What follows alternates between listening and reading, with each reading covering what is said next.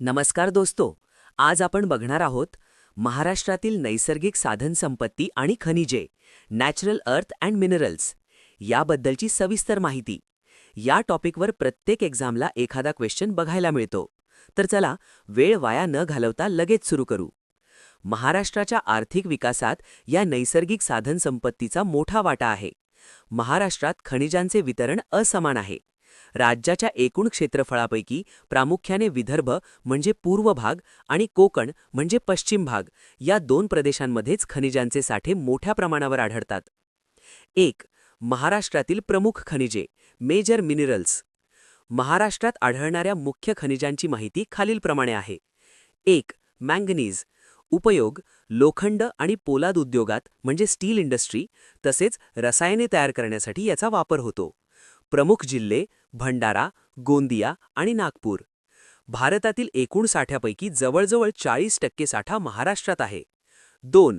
लोह खनिज, iron or. प्रकार महाराष्ट्रात प्रामुख्याने हेमाटाइट आणि काही प्रमाणात मॅग्नेटाइट प्रकारचे लोह खनिज आढळते. प्रमुख जिल्हे गडचिरोली, सूरजगड, चंद्रपूर, सिंधुदुर्ग, रेडी बंदर परिसर आणि गोंदिया. गडचिरोली जिल्ह्यातील देऊळगाव आणि सूरजगड येथे उच्च प्रतीचे लोह खनिज सापडते. 3. बॉक्साईट. उपयोग ॲल्युमिनियम निर्मितीसाठी हे प्रमुख कच्च्या मालाचे स्रोत आहे. प्रमुख जिल्हे कोल्हापूर, रायगड, रत्नागिरी, ठाणे आणि सातारा. कोल्हापूर जिल्ह्यात सर्वाधिक बॉक्साईटचे साठे आहेत. हे खनिज जांभा खडकाच्या पट्ट्यात आढळते. 4. दगडी कोळसा, कोल. उपयोग औष्णिक विद्युत निर्मितीसाठी याचा सर्वाधिक वापर होतो. प्रमुख क्षेत्रे वर्धा आणि पैनगंगा नदीच्या खोऱ्यात कोळसा सापडतो. प्रमुख जिल्हे चंद्रपूर, बल्लारपूर, दुर्गापूर, नागपूर, कामठी, उमरेड. यवतमाळ, वणी. 2. महाराष्ट्रातील मृदा म्हणजे माती, नॅचरल अर्थ ऑर सॉइल्स. खनिजांनुसार महाराष्ट्राच्या जमिनीचे म्हणजे मृदेचे विविध प्रकार पडतात. 1.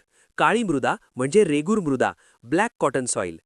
आढळ महाराष्ट्राच्या पठारावर सर्वात जास्त म्हणजे सुमारे 3/4 भाग ही माती आढळते. वैशिष्ट्ये ही माती बेसॉल्ट खडकापासून बनलेली आहे. ती ओलावा जास्त काळ टिकवून ठेवते. पिके कापूस, ज्वारी, बाजरी आणि ऊस. 2. जांभी मृदा, लॅटराइट सॉइल.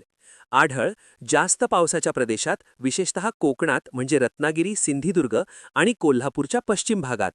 वैशिष्ट्ये पावसामुळे खडकाची झीज होऊन ही तांबड्या रंगाची माती तयार होते. यात लोह म्हणजे आयर्न आणि ॲल्युमिनियमचे प्रमाण जास्त असते. पिके आंबा, काजू आणि फणस. 3. गाळाची मृदा, ॲल्युव्हियल सॉइल. आढळ नद्यांच्या खोऱ्यांत म्हणजे गोदावरी, कृष्णा, भीमा या सुपीक माती आढळते. पिके ऊस, गहू, तांदूळ आणि भाजीपाला. 3.